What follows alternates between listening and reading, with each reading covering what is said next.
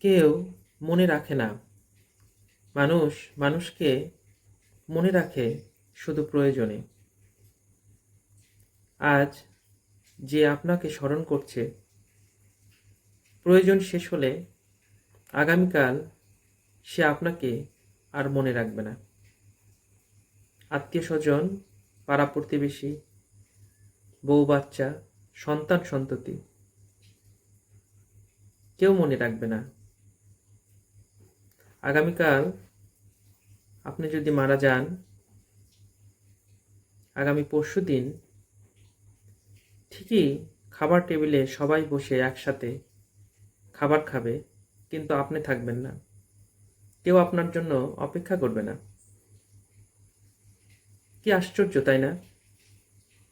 কোনো এক সময় আপনি হয়তো ভাবতেন যে আপনাকে ছাড়া কারোই চলবে না, কিন্তু আসলেই কি তাই?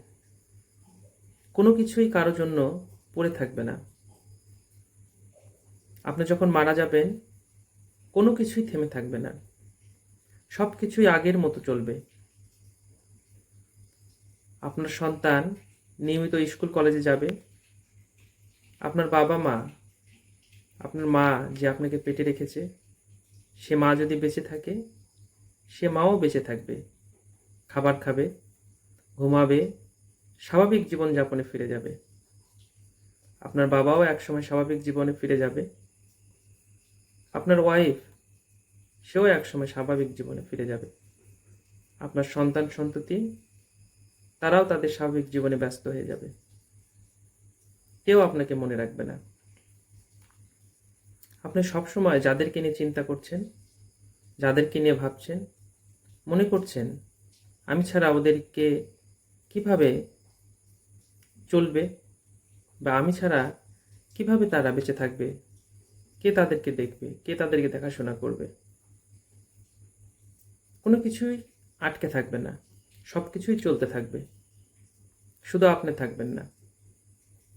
এটা একটি কঠিন বাস্তবতা। যেদিন আপনি মারা যাবেন, সেদিনও আপনার বাড়িতে রান্না না হলেও পাশের বাড়িতে রান্না হবে। সে খাবারটি যখন আপনার বাড়িতে দিয়ে যাবে, আপনার বাড়ির মানুষগুলো সে খাবারগুলোও কিন্তু খাবে।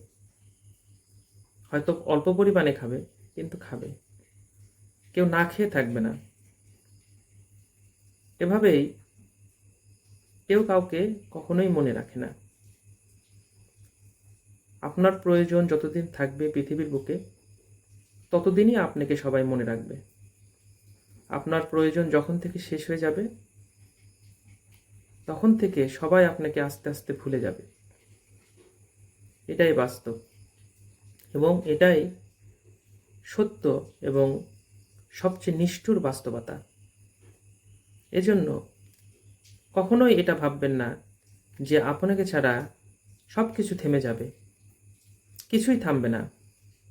এই পৃথিবীর সব কিছুই চলতে থাকবে আগের মতোই। কোনো কিছুই আপনার জন্য থেমে থাকবে না।